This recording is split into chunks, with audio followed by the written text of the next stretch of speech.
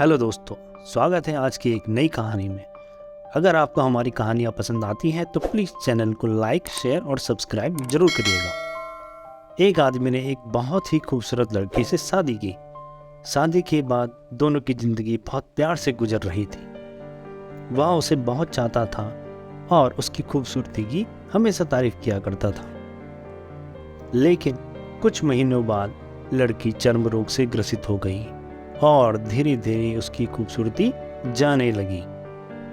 खुद को इस तरह देख उसके मन में डर सताने लगा कि यदि वह बदसूरत हो गई तो उसका पति उससे नफरत करने लगेगा और वह उसकी नफरत बर्दाश्त नहीं कर पाएगी। इसी बीच एक दिन पति को किसी काम से शहर से बाहर जाना पड़ा।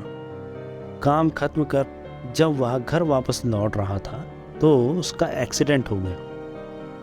एक्सीडेंट में उसने अपनी दोनों आंखें खो दी, लेकिन इसके बावजूद भी उन दोनों की जिंदगी सामान्य तरीके से आगे बढ़ती रही।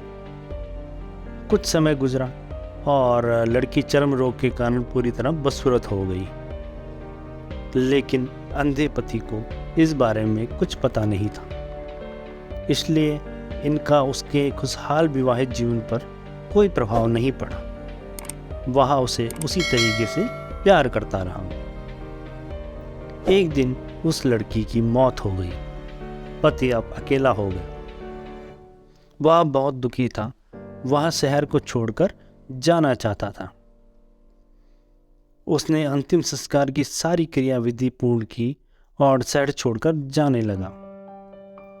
तभी एक आदमी ने पीछे से उसे पुकारा और पास आकर कहा, अब तुम बिना सहारे के कैसे चल पाओगे? इतने साल तो तुम्हारी पत्नी तुम्हारी मदद किया करती थी।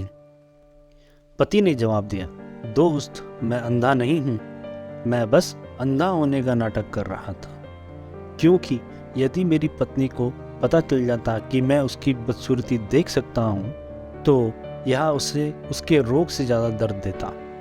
इसलिए मैंने इतने साल अंधा होने का नाटक किया। वह बहुत अच्छी पत्नी थी, मैं बस उसे खुश रखना चाहता था। तो दोस्तों, इस कहानी से हमें यह सीख मिलती है कि खुश रहने के लिए हमें एक दूसरे की कमियों के प्रति आंखें बंद कर देनी चाहिए और उन कमियों को नज़रअंदाज कर देना चाहिए।